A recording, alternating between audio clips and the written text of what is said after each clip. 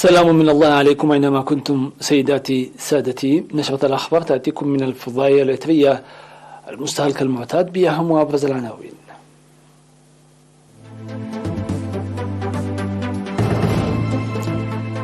دفع بقوة في أنشطة حماية التربة والمياه في الإقليم الأوسط.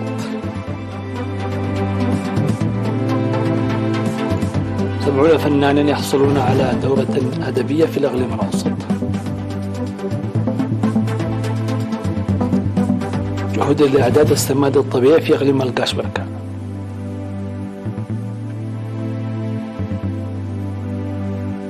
المئات يتظاهرون ضد حركة الشباب في العاصمة الصومالية.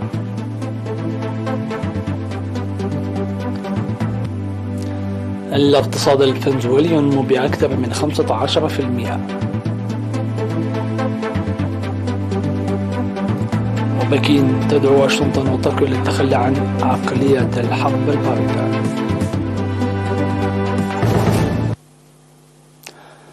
أفاد مكتب الزراعة والأراضي في الإقليم الأوسط الدفع هذا العام بأنشطة حماية التربة وحفظ المياه بمشاركة الشعب والإدارات والوزارات وقوات الدفاع والشركات الوطنية والاتحادات والطلاب. وأوضح مسؤول حماية التربة والمياه في المكتب المهندس مسفن برهاني في مقابلة مع وكالة الأنباء تنفيذ مهام بناءة وصيانة المدرجات والحواجز المائية والسدود الصغيرة والتشجير العام الماضي في مديريات سرجاقة وبريخ وقال نفحي عبر النفيرة. وذكر بأن برامج هذا العام تتمثل في بناء وصيانة المدرجات الحوضية الزراعية ومواصلة بناء سدي عبدك وعبد حوشة والقيام بدراسة لبناء سد طعرشي والدراسة للتنمية المروية في 3 قرى للري بالطاقة الشمسية.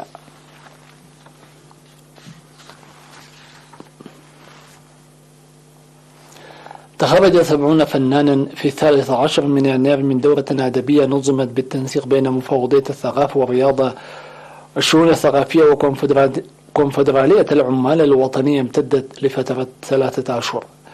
واشتملت الدورة التي قدمت نظريا وتطبيقيا حضر فيها عدد من الفنانين المخضرمين على مفاهيم التأليف وإخراج الأفلام وتأليف القصص السردية القصيرة والطويلة وسبل كتابة القصص الواقعية وكذلك التمثيل وتقمص الأدوار.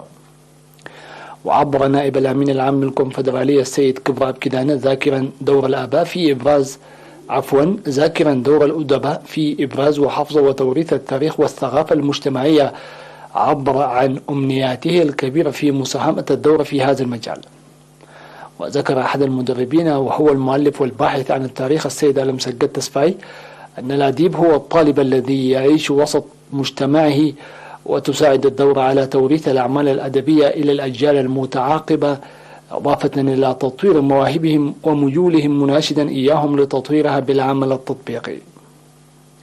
وأكد ممثل الخريجين أن الدورة تساعد في تطوير مهنهم موضحا العمل الدؤوب لتطوير ما اكتسبوه من معلومات. وقدمت في المناسبة فعاليات فنية تعكس الخبرات التي اكتسبوها.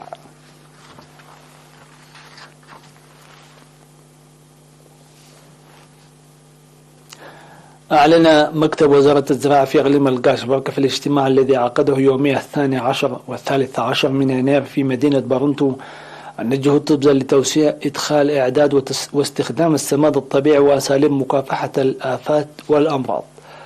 وأوضح مسؤولو الزراعة في المديريات توزيع السماد المعد من الأعشاب البحرية وبقايا الأسماك لمنتجي الخضر والفاكهة مجانا وتنظيم الدورات التأهيلية لرفع الإنتاج والإنتاجية والسيطرة على جراد الأشجار بتعاون ومراقبة خبراء الزراعة والشعب. وقال المدير العام لقسم الزراعة والأراضي السيد أبو بكر عثمان أن الجهود ستتواصل لإدخال السماد الطبيعي في المديريات والتوسع في زراعة البطاطا الحلوة في المناطق الغنية بالمياه.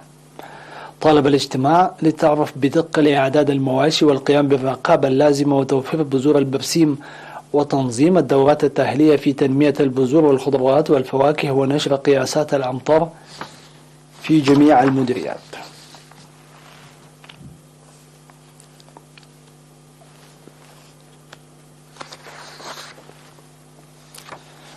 أفاد الزبائن برنامج مول للادخار والقروض المصقرة في مديرية أصمات عن تحسين حياتهم المعيشية. وذكروا أنهم سخروا القروض جيدا في مصلحتهم وهم على وشك سداد الديون في أوانه لتفادي الوقوع في خسائر وتراكم الديون. وذكرت المدير التنفيذي لضحية أسند السيدة مريم عثمان أن البرنامج له زبائن في 8 ضواحي بالمديرية، وقد سخر القروض التي حصلوا عليها بداية موسم الزراعة في عام 2022 في مواشيهم ومزارعهم وجمع المحصول. وقدم فرع برنامج مول المقام في العام 2020 ويضم مديريات أصمات وحلحل وحمل ماله وهبر وسلعة، قدم 7.3 مليون نقفة ل 1090 زبون بينهم 102 سيدة. وقد تم إعادة 2.8 مليون نقفة فقط من تلك القروض المقدمة حسب إفادة مسؤول الفرع الشاب نبيو ملقيتا. وذكر عن ازدياد الزبائن في المديريات المذكورة وارتفاع رأس مال الفرع إلى 11 مليون نقفة.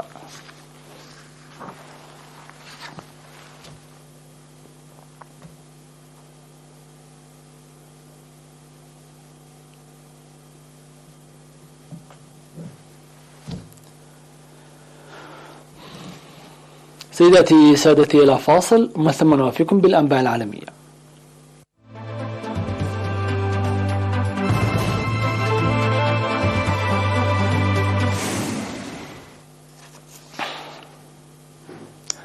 دعا الرئيس الصومالي حسن الشيخ محمود الصوماليين إلى المساعدة في طرد أعضاء جماعة الشباب المتطرفة. واستغل الرئيس الصومالي حسن الشيخ محمود الذي كان جزءا من المسيرة في ملعب تحت إجراءات أمنية مشددة، استغل الحدث لدعوة الصوماليين للمساعدة في طرد أعضاء جماعة الشباب.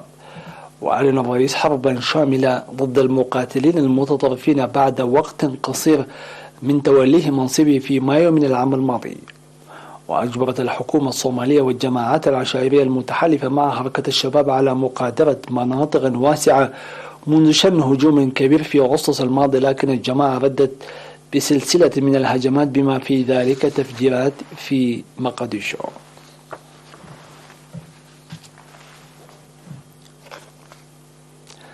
قال الرئيس الفنزويلي نيكولاس مادورو خلال خطابه السنوي عن حالة الأمة أن اقتصاد فنزويلا نما بنحو 15% العام الماضي، وأرجع الفضل في التوسع إلى تنويع الاقتصاد الذي يركز إلى حد كبير على النفط. ونما اقتصاد الدولة الواقعة في أمريكا الجنوبية بنسبة 17.73% على أساس سنوي في الأرباع الثلاثة الأولى من عام 2022 حسبما قال البنك المركزي في ديسمبر، وذلك بعد انهيار اقتصادي استمر 8 سنوات. وقال مادورو للمشرعين والوزراء والضيوف الآخرين خلال خطابه أن فنزويلا حققت نموا في عام 2022 أعلى من 15% من الناتج المحلي الإجمالي، وهو أفضل نمو في أمريكا اللاتينية ومنطقة البحر الكاريبي.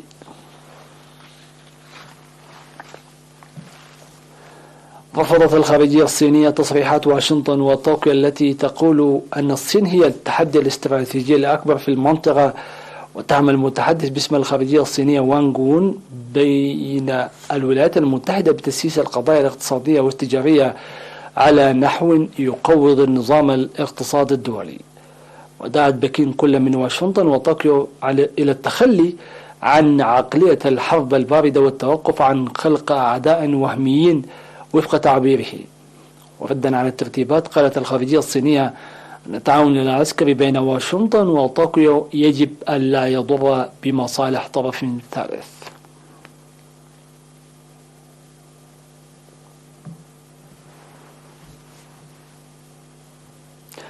هكذا نكون قد وصلنا إلى ختام هذه النشرة، لكن قبل أن نودعكم إليكم أبرز ما جاء فيها.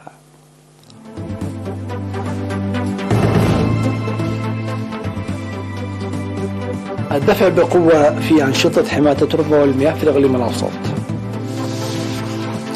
70 فنانا يحصلون على دورة أدبية في الإقليم الأوسط. جهود لإعداد السماد الطبيعي في إقليم الكاشبركة.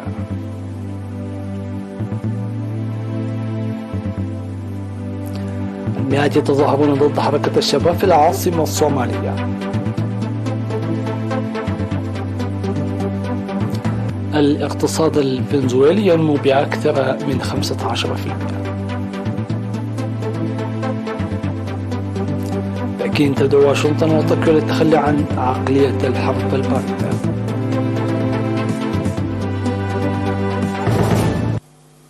في أمان الله وحفظه.